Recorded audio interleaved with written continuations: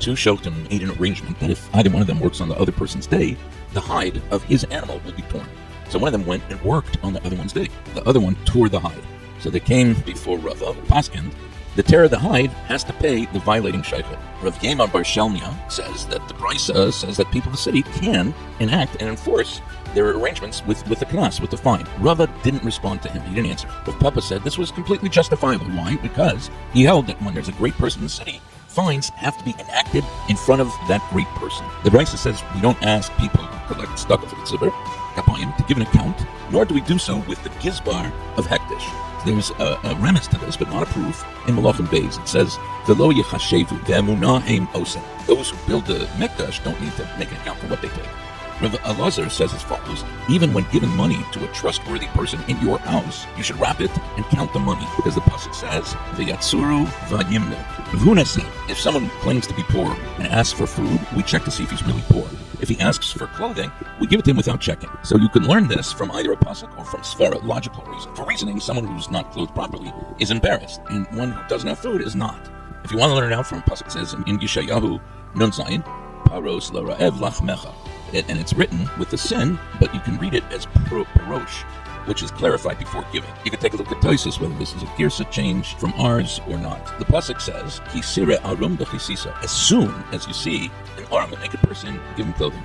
Rav Yehuda says entirely differently. We check before giving him clothing, but not before giving him food. You can learn it also from the pasuk, from svara. Logical reasoning. Reasoning: one who doesn't have food, he's in pain, but one without clothing is not in pain. And the pasuk says, "Paros l'ra'ev lachmecha." Do it immediately. Kisire arum b'chisisa. Only after you see that he's truly poor do you give him. So there's a brisa in support of Rav Yehuda's opposite way. If the person requests clothing, we check to see if he's poor.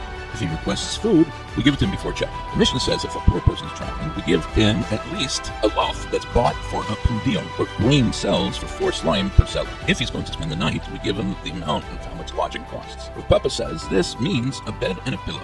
If he's going to stay over Shabbos, we give him enough food for 3 sudos, for 3 meals. There was a Tana that taught in Brisa, if someone begs from door to door, we don't give it to him from the kupa. There was a certain ani, poor person, who was begging from door to door. He came to Rav Papa, and Rav Papa didn't give him. Rav Sama Brei, the Rav Yeva, said, if you don't give him, no one else will either. He should die. Rav Papa answered, doesn't the Brisa say that we don't give it to him? Rav Sama said, no, this is what it means. We don't give him a large amount, but we do give him a small amount. Rav Asi said, you should give at least a third of a shekel to tzedakah every year. Don't prevent yourself from doing that. The pasuk says we establish mitzvos on ourselves. Shlishis hashekel b'shana for the mikdash.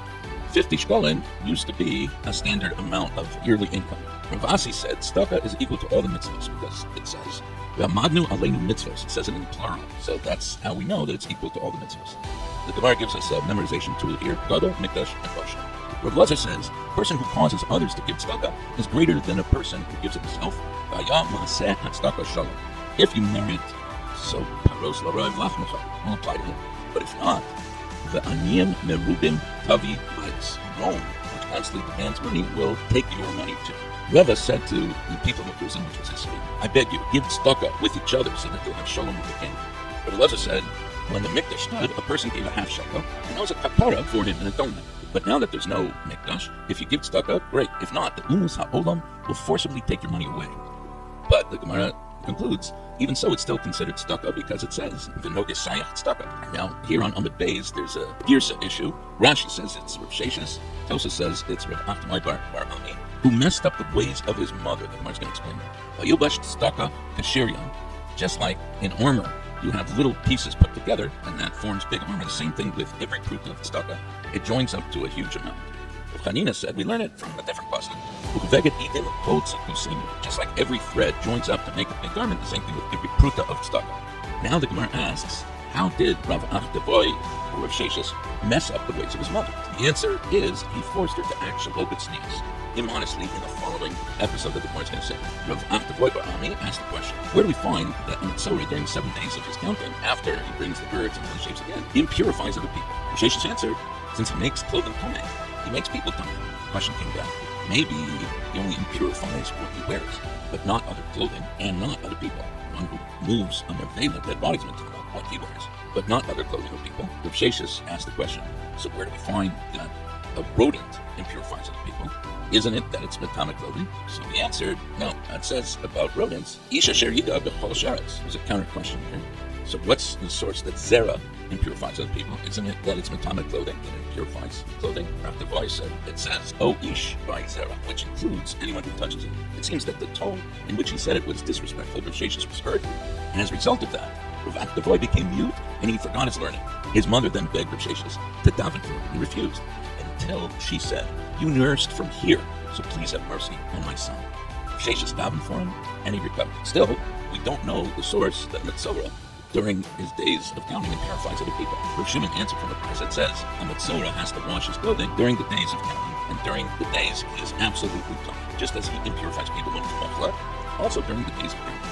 Rav Elazar, this is Rav Elazar Gadol, says, tzedakah given in secret stops damaging angels of anger more so than the tefillah of Moshe Rabbeinu. Moshe Rabbeinu said, "He are going to be playing af al chema." It said he was afraid of af and chema. It says about tzedakah given secretly, Milton the Sefer, yit be'af shaychad achek chema azah. It covers them. So the first Yishon says that Rav Yitzchak disagrees. He said tzedakah given secret suppresses af, but not chema. Shaychad achek chema azah. Even though he gives tzedakah secretly, there's still chema. There's another negation of him that Rav Yitzchak says any judge that takes a bribe brings chema to the world. That's the end of the second nation. Rav Yitzchak said whoever gives a pruta to an ani gets 6 brachos, but one who comforts him with kind words gets 11 brachos. The person who gives the tzedakah says paros l'ra'ev lachach. He'll succeed greatly. He'll be healed with great speed. His tzedakah will bring the Gan Eden, and Hashem's glory will gather him. Hashem will answer his cry, and Hashem will do his work. One who comforts with words, the Safek Rav Mavshecha, is rewarded with the Zorah. His success will shine. He'll be saved from afflictions. Hashem will always guide him on the good path. He won't suffer hunger or thirst. His bones will be healthy. He'll be satiated like a garden that is always moist and like an unceasing spring. His deeds will build the ruins of the world and restore the fallen foundations. He would be called the one who fenced the breach and returned people to Torah. Yitzchak asked the question, as he's wrote, if tzedakah b'chesed, he will need and find tzedakah? Rav Yitzchak answered, the pshat is like this: anyone who pursues to do tzedakah, Hashem will give enough money to do tzedakah. If not, but Rav Yitzchak gave a different answer. Hashem will give him fitting people of that tzedakah, so he will get more schar. This excludes what Rabbah taught. Vayu shalom lefanecha. Yirmiyahu Hanavi asked that even when the people that wanted to kill him tried to do tzedakah, Hashem should arrange it that those people should be unworthy recipients, so they won't get rewarded.